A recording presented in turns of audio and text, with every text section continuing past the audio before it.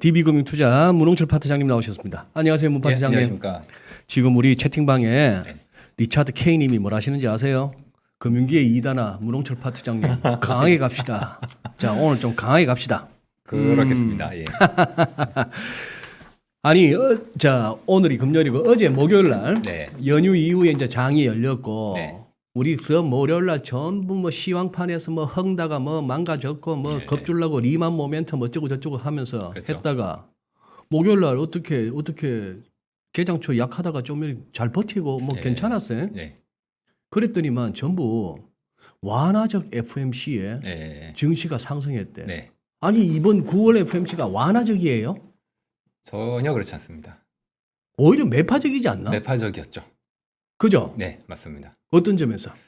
이제 이번에 성명서 내용도 있고 그 전에 제가 좀 말씀을 드리고 싶은 게 네네. 저도 이제 아침에 일어나서 이제 뉴욕 시장을 늘 보는데 그러니까요. 이제 시황에 나와 있는 거를 너무 믿으시면 안 됩니다. 저는 늘 의심을 하고 이제 기자분들도 이제 나름대로 신경을 많이 써서 이 기자를 쓰시는데 네. 시간도 별로 없고 그리고 사실 뭐 주가가 오르는 거 떨어지고 그 누가 알겠어요 그 이유를. 그러니까요. 그러니까 그때 이제 갖다 맞추는 논리가 생기기 마련인데 그러다 보니까 이제 시황을 너무 여러분들이 이제 믿으시면은 좀 잘못 해석하는 경우가 좀 있습니다.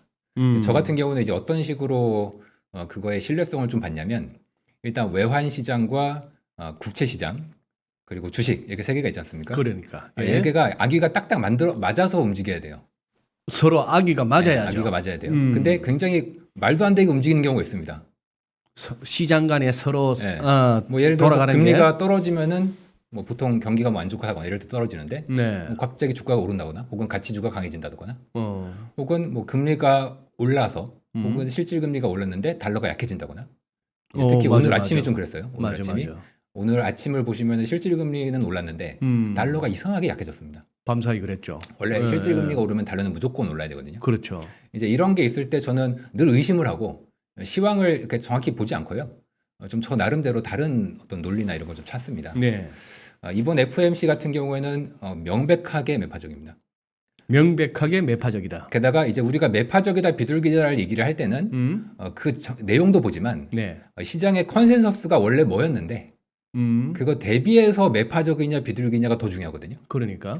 뭐 시장이 원래 매로 생각하고 있었는데 매파야. 그럼 예. 그거는 매가 아니죠. 네. 그냥 뭐 똔똔이거나. 조금 네. 마이크를 저기 이쪽으로. 조금 앞으로 알겠습니다. 스퀘어로. 예, 스퀘어로. 예, 네. 알겠습니다.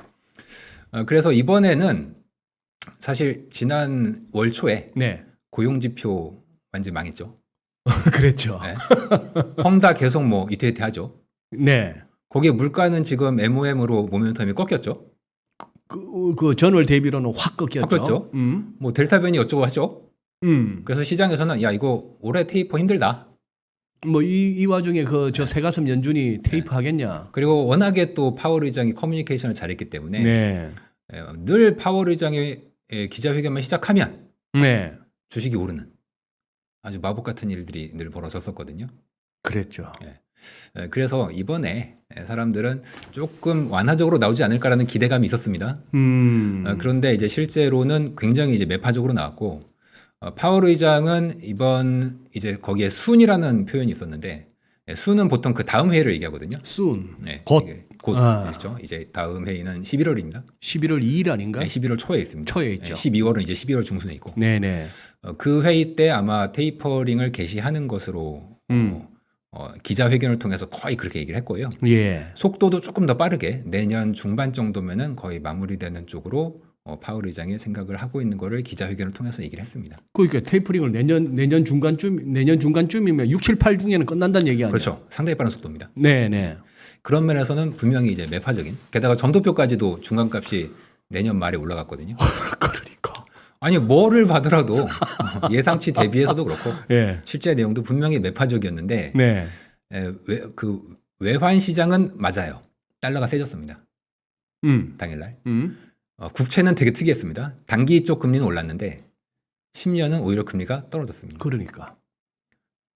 이런 거를 이렇게 봐서 이제 왜 그렇게 움직였는지를 해석을 해야 되고 국채 금리는 또 하루가 지난 오늘 새벽에는 완전히 폭등을 했습니다. 아니 무슨 10년물이 11bp를 올라? 굉장히 무슨- 최근에 못 봤던 폭이었습니다. 그러니까. 11bp씩, 2bp씩 오르는 건 그러니까 굉장히 예. 드문 현상이었습니다. 그래서 이걸 우리가 어떻게 해석을 해야 되느냐가 되게 중요한 거고 네. 저는 보통 이렇게 엇갈릴 때는 외환시장을 먼저 봐요. 그렇죠. 외환시장이 확실히 좀 더 이제 스마트합니다. 여러 가지 시장 중에서. 그런데 이제 외환시장 쪽은 분명히 어제 FOMC 직후에는 강해졌습니다. 달러가 강해졌다는 얘기입니다. 그리고 오늘 새벽에는 달러가 이제 약해졌는데 예. 제 생각에 어제는 분명히 FOMC를 긴축적으로 해석을 했던 것 같고 네. 오늘은 뭐 여러 가지 시황들이 좀 애매한데 제가 보기에는 분명히 위험 선호에 대한 이슈가 좀 새벽에 있었던 것 같습니다. 위험 선호 심리가 살아났다. 특히 이제 헝다 관련된 이슈가 조금 완화가 되면서 네. 이제 그런 심리로 이제 만들어졌고 예. 오늘 국채 금리가 폭등한 거에 대해서 제가 오늘 굉장히 고민을 많이 했습니다. 오늘 우리도 많이 올랐죠. 많이 올랐죠. 그리고 뭐 이상한 어떤 재료가 있었던 건 아니었어요. 근데 국채 시장의 금리를 11bp 이상 올리려면 뭐가 나와야 되는데 그런 게 전혀 없었습니다. 재료가. 그래 장 끝나고 나서 그 돈 태워서 부딪히는 그 트레이드나 매니저들 말고 장 끝나고 나서 이렇게 사후적으로 쓰는 네, 시황쟁이들이 네, 쓸 게 없다 하면 이건 좀 장이 이상한 거지. 굉장히 이상한 겁니다. 네. 그리고 그분들조차도 재료를 많이 찾았을 텐데도 없어서 이제 그렇게 쓴 거거든요. 뭐 예를 들어서 오늘 나왔던 시황에는 보통 주식 시장이 올라서 위험 선호가 강해지다 보니까 뭐 금리가 올랐다. 도저히 전 이해가 안 됩니다. 네, 그렇게 해서 금리가 11bp씩 오른다? 있을 수가 없는 일이에요. 네. 제가 그런 면에서 이제 아까 2단화라고 말씀을 주셨는데 제가 2단 쪽으로 한번 해석을 해보겠습니다. 이단적으로. 조금 기억을 되돌려서 네. 지난 5월부터 음. 최근 8월 초까지 네. 미국 채금리가 한국도 포함해서 많이 떨어졌습니다. 그랬죠. 5월까지는 뭐 국채 수익률이 뭐 1.7, 1.8 가다가 10년물이 이러다 2% 간다면서 다들 쫄고 있었는데. 금리 올라서 장 빠지고 그랬잖아요. 근데 5월까지 아무도 이해를 못 하는데도 금리가 계속 빠졌어요. 푹 빠졌지. 네. 그 이후로. 이제 그거는 저는 어떻게 해석을 하냐면 뭐 펀더멘털도 펀더멘털이지만 이 연초부터 특히 작년 말 연초부터 리플레이션이 온다. 리플레이션. 뭐 인플레이션 경기 좋아지고 그렇다면 장기금리 숏이다. 이렇게 해서 포지션을 전부 장기채 금리 상승 쪽에 베팅을 엄청난 사람들이 했습니다. 그러다가 또 바이든 행정부에서 뭐 떠드는 숫자가 어마무시했잖아요. 1조 9천억 통과하자마자 3조 4천억 달러 예. 인프라를 한 해 만에. 그렇죠. 음. 특히 연초에 이제 조지아주 선거가 굉장히 네. 트리거가 됐죠. 네, 상원 의석. 그런데 이게 금리가 확 올라줘야 되는데 난 이미 숏 베팅을 했고 네. 근데 이 사람들이 보기에 이 별로 금리가 잘 안 오르고 네. 펀더멘털리도 누가 계속 사는 거예요. 네. 누가 샀냐 이거에 대해서는 굉장히 어떤 음모론도 있고 음. 여러 가지 있는데 제가 볼 땐 약간 일본계 투자자들이 좀 샀어요. 그 사람들이 이제 계속 금리를 떨어뜨려 놓으니까 네. 이제 손절이 나온 겁니다.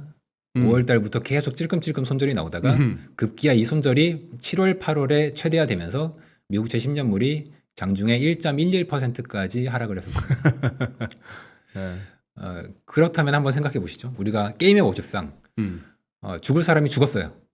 포커를 치고 있는데 죽었어. 그럼 더 이상 누가 호구가 돼줘야 되는데 호구가 더 이상 될 사람이 없으면 이제 선수들끼리만 남고 포지션을 제로해서 다시 쌓아야 되거든요. 그럼 이 사람들이 이제 8월 달에 다 죽었어요. 네. 그럼 죽었다고 했으면 이제 우리가 뭐 포커를 치거나 구스톱 칠 때는 죽은 사람들은 게임에서 빠지지만 네. 이 투자는 그렇지 않죠. 잠깐 휴가 갑니다. 8월 달에. 갔다가 이제 사람들이 휴가 한번 가고 이러면 이제 머리가 조금 맑아집니다. 네. 이제 외국에서는 한 달 정도 쉬잖아요. 그러니까 비치에 갔다가 비치에 가서 이제 한번 생각해 보니까 아무리 생각해도 내가 실수한 것 같진 않고 이거 리플레이션 올 것 같고 요즘 원자재 가격도 엄청 오르고 글쎄. 그래서 경기는 무너지니까 이건 스태그플레이션인가 보다. 그 내가 얘기가 애초에 신문이 나왔지 또. 생각했던 게 인플레이션이었는데 결국은 내가 맞는데 다만 경기는 최근에 고점을 치고 있는 거 보니까 뭔가 스태그플레이션 테마가 잡힐랬나 보다. 네. 그래서 이 9월 초에 휴가에서 오시거든요. 이분들이 그렇죠. 예. 와서 다시 한번 배팅을 시게 또 이제 국채 숏으로. 들어오는 거죠. 그런데 마침 아주 좋은 재료가 연준에서 나왔죠. 연준에서 나왔다. 아주 긴축적인 얘기를 이제 딱 해주니까 그거에 맞춰가지고 그거 봐, 내 생각 맞네. 스태그플레이션. 그러면은 장기채 숏 하면서 좋은 재료에 아마 이게 여러분 기억하실지 모르겠는데 어제 FOMC 직후에 FMC 성명사가 발표가 되고 이제 30분 후에 기자회견이 시작되거든요. 네. 근데 요 사이에 이상하게 금리가 왔다 갔다 했습니다. 그러니까. 처음에는 이게 나왔을 때 이게 맨지 비둘기 저 사람들이 쫙 갈피를 못 잡고 왔다 갔다 하다가 이제 그 다음에 갈피가 좀 잡혔어요. 이게 주식도 그렇고 외환도 그렇고 채권 다 샜다 그래요. 그러니 성명서만 보고 파월 기자회견 시작하기 전까지는 그 성명서하고 점도표 보고 각 시장마다 헷갈린 거지. 아주 치열한 이 게임에 네네네. 배팅을 생각을 하고 있었던 거죠. 그러다가 이제 방향성이 잡았던 건데 그만큼 굉장히 그 시장이 헷갈려 하고 있는 거고 네. 뭔가 이제 팽팽한 어떤 기싸움과 한쪽으로 밀어버리려는 싸움들이 지금 이 큰 형님들 사이에서 이제 보통 이거를 주도하시는 분들은 주로 이제 헤지펀드 메이저. 예. 이 헤지펀드 메이저들이 저는 국채 쪽으로는 숏으로 그 그 강도가 지난 연초에서 연중반까지의 그 강도는 아닌 것 같아요. 네. 다만 그거보다 약한 강도여도 지금 다시 포지션을 지금 잡고 있다. 네. 저는 그렇게 이제 보고 있고 그렇게 본다면은 당분간 금리가 좀 약세 재료에 아주 더 민감하게 반응하는 그러니까 금리가 상승하는 재료에 좀 더 민감하게 반응하는 시기가 올 가능성이 있고요. 네. 거꾸로 얘기하면 다시 한번 이들의 손절 가능성이 나오지 않겠나. 라고 저는 내심 시나리오를 만들고 있습니다. 그 저희가 뭐 블룸버그나 이런 로이터 뭐 이런 이코노믹스의 그 컨센서스가 있는데 미국채 금리의 뭐 연말 내년 전망치가 거기 나오거든요. 네. 수많은 이제 IB에서 한따까리 하는 분들이 거기에 다 전망치를 적어 놓는데 연초에는 대부분 미국채 10년 2% 넘는다. 그랬죠. 지금은 어떨까요? 또 이제 뭐 1% 밑으로 간다는 선수들이 제법 있을 텐데. 아 의외로 어. 레벨은 낮춰졌는데 어. 1.7 이상으로 잡혀 있습니다. 아 그래요? 네. 그래서 여전히 거의 대부분이 미국채의 숏을 부르짖고 있는 상황이고요. 이 헤지펀드 하는 분들이 되게 똑똑하신 분이 많겠죠. 당연히 많은데 의외로 매매하시는 걸 보면은 일단 추세 추종형이 되게 많고 두 번째는 IB들이 어떤 자기들의 전망치를 내면 그 전망치에 크게 벗어나지 않게 매매를 합니다. 네. 이게 우리나라 외국인도 똑같거든요. 예. 그렇다면은 저는 이 사람들이 지금 포지션을 숏으로 좀 잡아놨고 미국채 금리가 뭐 저는 크게 오른다고 보지는 않지만 저는 그리고 뭐 꾸준히 말씀드렸지만 저는 약간 닥터 둠 비슷하게 좀 안 좋게 보는 편이기 때문에 금리는 계속 하락적으로 보고 있는 편입니다. 그럼에도 불구하고 앞으로 한 달 정도는 금리가 좀 더 위쪽 방향으로 민감할 가능성이 있고 그 이후에는 또 한 번 손절이 나오면서 또 큰 폭의 금리 하락 시기가 오지 않겠나 그렇게 생각하고 있습니다. 그래요. 지금 이제 문파트장님도 말씀하셨지만 어제 오늘 이제 저도 뭐 굳이 분류하자면 시황쟁이 중에 한 명인데 남들 쓰는 시황을 보면서 어제 오늘만큼 이 시황의 이 부질없음이 느껴지는 날이 없었어요. 그렇죠. FMC 있었던 그 목요일 아침에 다들 뭐라고 설명을 할지를 몰라 하더라고. 그러고 나서 오늘도 마찬가지고 이어지는데 저는 그렇게 보여요. 이걸 갖다가 실제 매매하는 선수들도 그렇고 그걸 갖다 해설하는 해설자들도 그렇고 지금의 상황을 갖다가 정확하게 속 시원하게 얘기할 수 있는 사람은 잘 없다고 봐요. 그리고 시장도 시간이 조금 걸릴 것 같아요. 그 FMC 당일날의 시장 반응이 답이었다도 아니고 그 다음날에 그것도 답이었는지도 모르고 그러니 그 많은 돈과 그 묵직한 세력들이 움직인다는 미국채 시장이 FMC 당일날 단기금리 오르는 거야 당연하지. 점도표가 오르고 금리 인상이 땡겨지니까. 근데 장기가 10년물이 뚝 밀리더라고. 그러고 나서는 하루 만에 그게 11bp, 12bp, 뭐 30 이러면 거는 걔들도 모른다는 얘기야. 모르고 움직인다는 얘기야. 모르고 움직이는 데다가 지금도 뒤에 보니까 이제 나스닥 선물이 지금 이제 개장 한 시간 남짓 남았는데 이제 세 자릿수로 넘어가네. 100포인트가 넘는데 마이너스가. 자, 그러면은 거기다가 이 친구들 또 왜 369 12월 달에는 또 경제 전망, GDP, 인플레이션, 무슨 실업률 이런 거 제시하잖아요. PC 인플레이션 보니까 6월 달에 전망했던 것보다 엄청 올라갔대. 올해 중으로를 거의 0.8%포인트 상당히 이례적으로 높였죠. 그러니 3점 얼마에서 4점 얼마로 4.6으로 낮췄죠. 4.6%로 금년에 PC 인플레이션이 PC 기준으로 2%면 걔들 목표치 아니요. 2%가 목표치입니다. 2%가 목표치인데 금년에 4.6? 네. 그러고 뭐 내년, 후내년, 전내년 가니까 뭐 2.2, 2.1 해갖고 전부 2% 위로 넘어서죠. 근데 그 와중에 금리를 안 올리겠다는 거는 뭔 소리야? 이런 세상이 어디 있어? 이게 이제 해석을 조금 이제 정확하게 하자면 네. 일단 이번에 연준은 분명히 매파적이었죠. 네. 그리고 파월 의장의 스탠스의 변화가 굉장히 저는 놀라웠습니다. 파월의 스탠스 변화? 예. 일단 저는 뭐 FOMC 내부에 어떻게 돌아가고 정치적으로 어떻고 이런 거를 뭐 기본적으로 뉴스를 통해서 알고 있지만 네. 일반 대중들은 파월 의장은 너무 천사고 너무 좋은 말만 해주고 비둘기 중에 비둘기다. 네. 너무 착하다. 그러면서 이제 그동안 파월이 늘 견지했던 스탠스는 뭐였냐면 뭐 제가 말씀드렸듯이 지금까지 늘 파월은 성명서에 관계없이 네. 늘 얼굴만 비치면 네. 시장이 너무나도 행복해하게 만들어서 왔었습니다. 지금까지는 그랬었죠. 그랬습니다. 음. 그 방법에 대해서 가장 큰 거는 그 논지가 인플레이션은 일시적이다. 오래 안 간다. 따라서 기준금리나 테이퍼링에 대해서 긴축을 연준이 서두를 이유는 없다. 안심해라. 이게 바로 이제 파월 의장이 늘 견지했던 얘기였거든요. 네. 어제였죠. 어제 새벽에 FMC는 완전 달랐습니다. 파월 의장 원래 기본적으로 성명서랑 그 FMC 의원들은 기본적으로 이제 저는 뭐 매파적이라고 기본적으로 알고 있었습니다. 예, 그래서 뭐 당연히 그렇게 나왔겠거니 했는데 파월 의장의 스탠스가 인플레이션에 대해서 기존에 취했던 얘기 대비해서 이제 모순적으로 들리는 거죠. 왜냐하면 사람이 바뀌었으니까. 굉장히 모순적인 스탠스를 취했다는 게 아마 이번 FOMC에서의 가장 큰 관전 포인트, 우리가 집중해야 될 사항 이겁니다. 네. 기존의 스탠스는 말씀드렸듯이 인플레이션 일시적이다. 네. 그 파월이 얘기하는 거로는 뭐 인플레이션이라는 게 일시적인데 그거는 인플레가 아니고 인플레라는 거는 뭐 내년, 내후년 사람들이 기대 인플레도 올라가고 기조적으로 올라가는 게 인플레지 일시적으로 올라가는 건 인플레 아니야 이러면서 시장 안심시켰거든요. 네.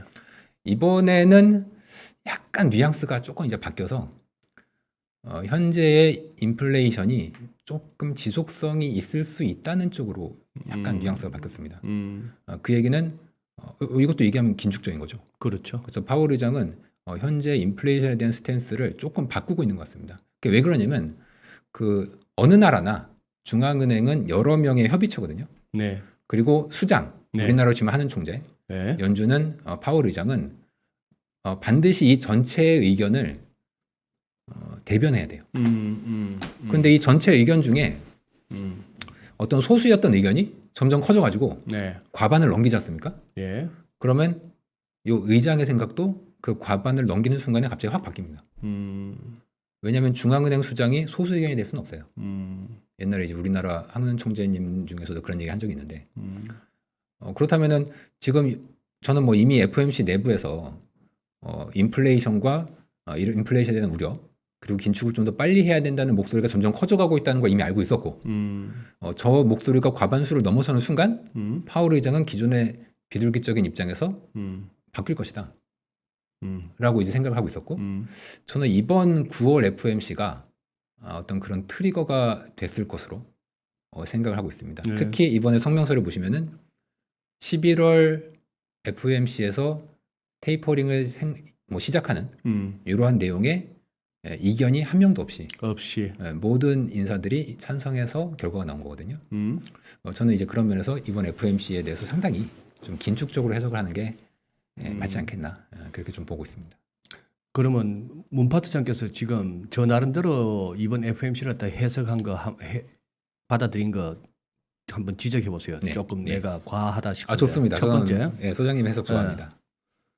테이퍼링 예. 11월 2일 날 하는 11월 그날 우리 테이퍼링 한다라고 얘기할 거다. 첫째. 네. 그래서 그걸 갖다가 당장 12월부터 시작할지 해바뀐 1월부터 할지는 모르겠다. 그게 이제 내년 중간쯤이라고 했으니까 내년 중간이면 6, 7, 8월 중에 끝난다는 얘기예요. 네. 그 얘기는 한 6개월이 걸릴 수도 있고 8개월이 걸릴 수도 있어. 네.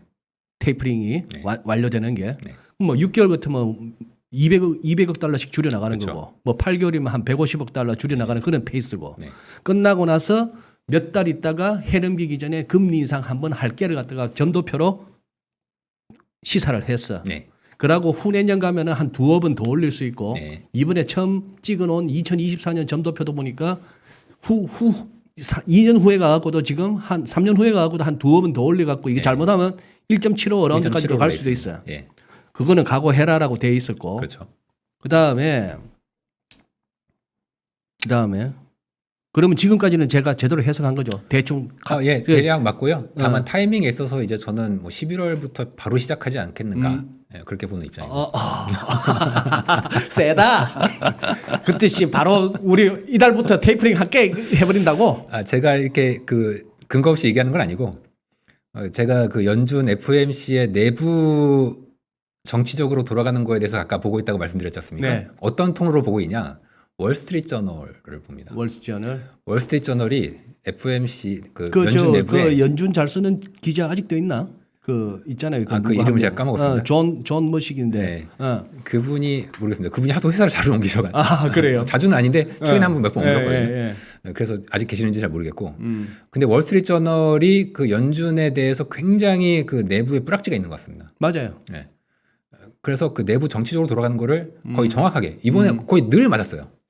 거기가 몇 뿌락지가 달, 있든지 그쪽에다 흘려주든지. 뭐 한두 달 늘 선행해서 나옵니다. 네, 맞아요. 얘가. 맞아요. 근데 얘네 뉴스가 어저께인가 오늘 뉴스가 나온 게 하나 있는데 월스트리트저널에서. 월스트리트 저널에서 월스트리트 저널 이제 그레그 입 기자라고 되게 그쪽으로 유명한 기자분이 한 분 계신데 요 분이 무슨 기사를 썼냐면 연준은 이 전 기사가 연준은 내년 금리 인상 전에 테이퍼를 무조건 끝내고 싶어 한다.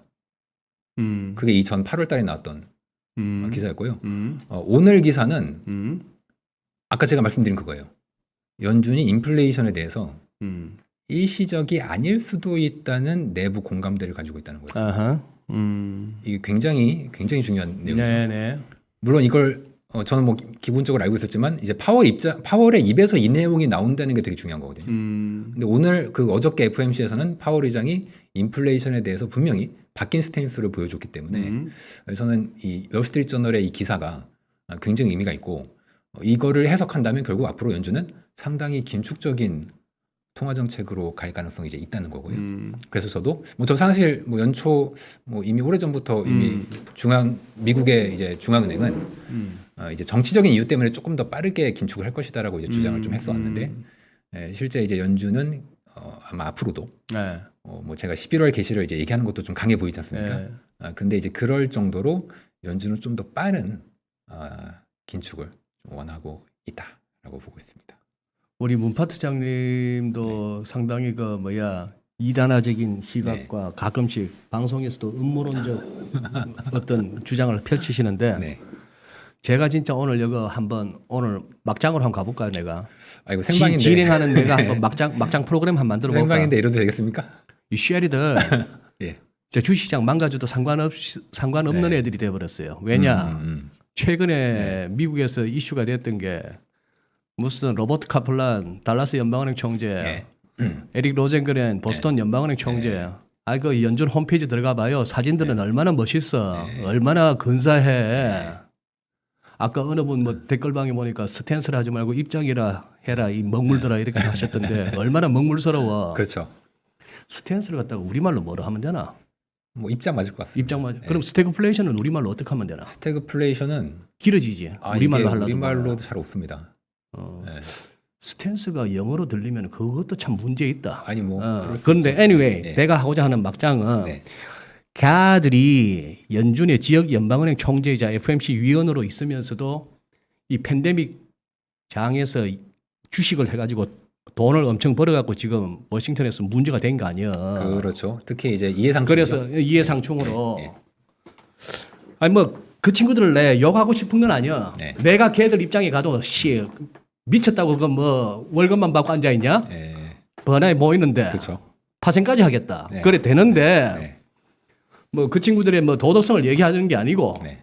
뭐 그럴 수밖에 없는데 누가 그 자리에 있어도 근데 걔들이 이제 처분을 했다고 하도 여론이 악화되니까 그러면 아마 이제 씨발 장 망가져도 되는 겨. 이게 여론이 악화되는데 그 이미 카플란 총재는 상당량을 처분했죠. 가지고 있던 주식을 이제 공시하기 전 기준이니까 판지 꽤 됐을 겁니다. 카플란 총재 같은 경우에는 제가 그러면 하나 여기서 더 얹어서 갈까요? 그거 지금 묻고 더블로 가는겨? 네, 오케이. 제가 묻고 더블로 가겠습니다. 오케이. 이번에 기자회견에서 이슈가 됐던 게 바로 이제 말씀하신 연준 인사들의 이걸 뭐 내부자 거래라고 하긴 그런데 이제 주식이나 혹은 금융상품에 대한 거래 이거에 대한 이제 이슈가 나왔었어요. 네네. 기자들도 당연히 물어봤겠죠.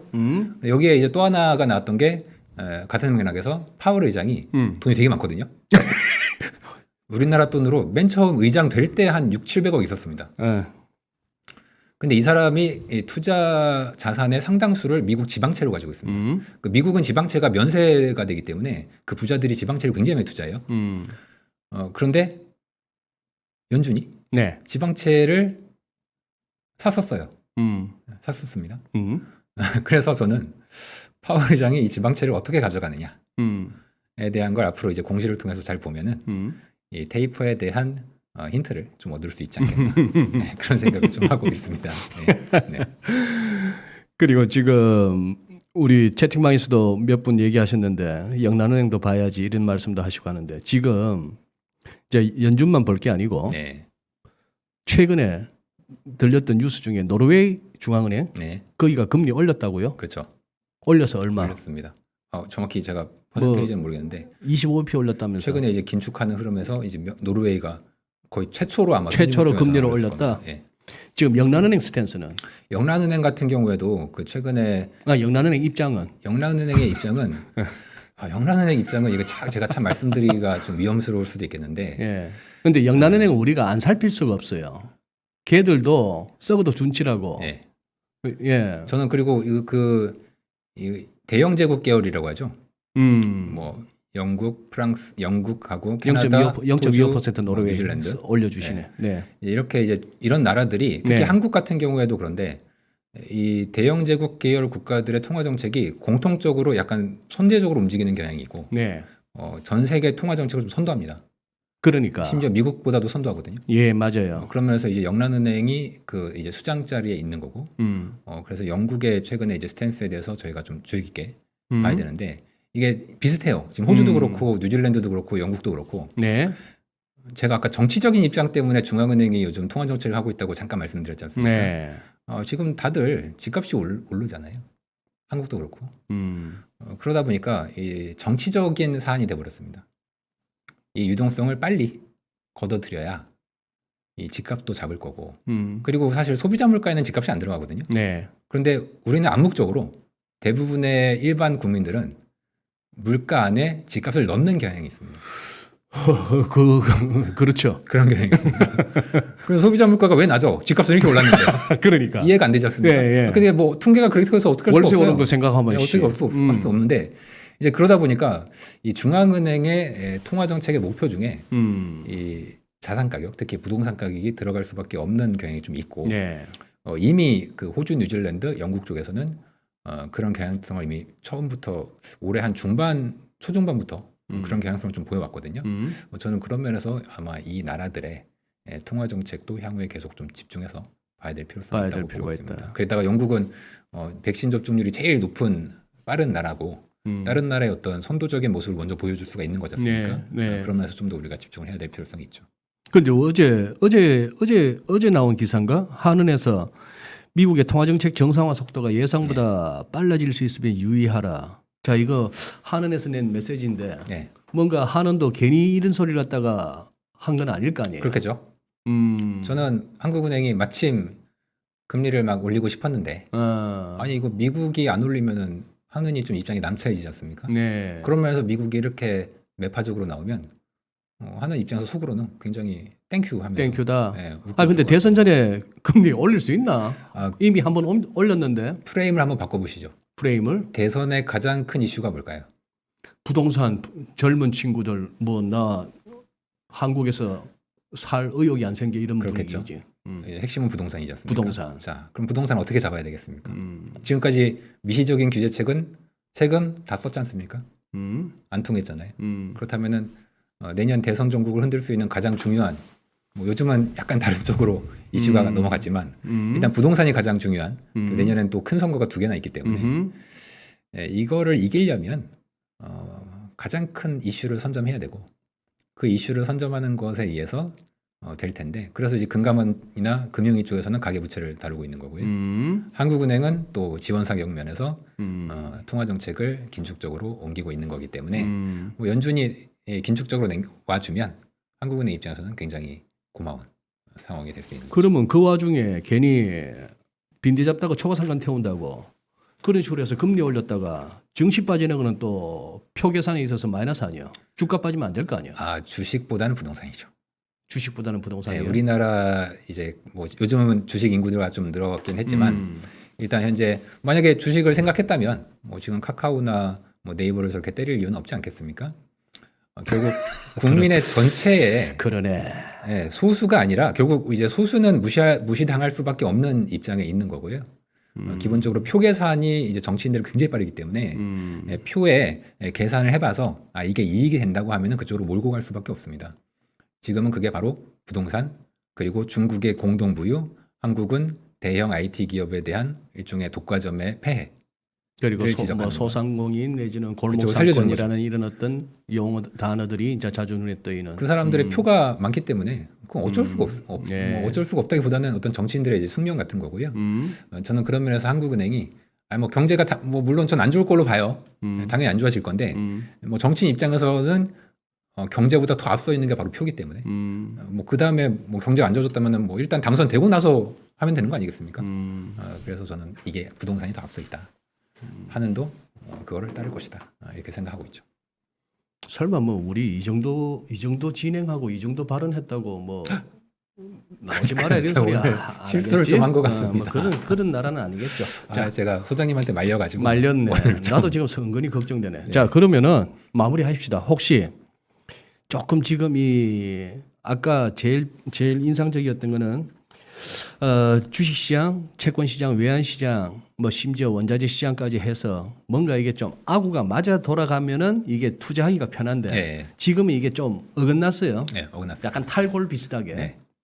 뭐 턱관절에 이상 생기면 안 씹히잖아요. 그렇죠. 예, 그런 느낌이 드는데 지금 이 시점에서 한번 우리 저 주간 전망대 시청자분들한테 네. 드릴 수 있는 문파트 장님만의 조언은 가만히 있답니다. 지금은 네, 이게 뭐가 그 뭐 투자하기 편하다, 그러니까 투자하기 편하다 보다는 시장이 논리적이고 합리적으로 흘러가야 제가 투자를 해서 잃더라도 납득이 됩니다. 그 일터라도 납득이 된다. 근데 내가 이유도 알 수 없이 벌거나 음, 이유도 알 수 없이 잃으면 제가 납득도 못하고 이게 거의 뭐 운빨인 거잖아요. 예. 그러니까 이런 시장에서 괜히 움직이다가 약간 자신의 투자 철학이 꼬여버릴 가능성이 있거든요. 그러니까 제가 뭐 투자를 1, 2년 하고 말 게 아니기 때문에 좀 긴 흐름에서는 뭔가 논리적으로 지금 큰형님들 간의 어떤 기싸움이 지금 있거든요. 큰 형님들 사이에 네, 외환시장 다르고 채권시장 다르고 주식시장 다르고 네네. 주식 내에서도 막 섹터 간에 좀 다를 겁니다. 근데 얘네들끼리 이제 누가 한 명이 기술을 잡고서 테마를 쭉 밀고 가면 그때 따라가면 돼요. 그러니까 예.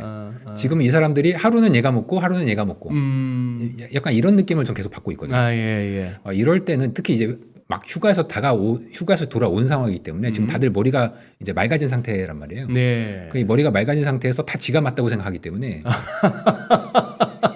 지가 만들 때는 누가 이기냐면 돈 많은 사람이 이기게 돼 있어요. 제일 세게 지르는 애가 이기게 돼 있거든요. 그럼 제일 세게 지르는 애가 나올 거예요. 그럼 그때 이제 정확하게 악위가 맞는 시장이 다시 도래하게 될 거고 저는 그때 다시 뭐 들어가도 뭐 제가 이유를 알고 벌든지 이유를 알고 틀려서 뭐 잃든지 이래야지. 오케이. 뭐 그래야 알겠습니다. 좋은 거 지금은 아니겠습니까? 가만히 있어라. 네, 지금은 조금 그 친구들 이제 해봐야 벌써 9월 마지막이니까 네. 이제 바짝 할 수 있는 게 한 6, 7주밖에 안 남았어요. 그렇게 하고 나서 11월 중순 되면은 걔들 포션 다 북클로징 하고 또 네. 연말 보너스 계산해야 된다고. 11월 지금부터 네.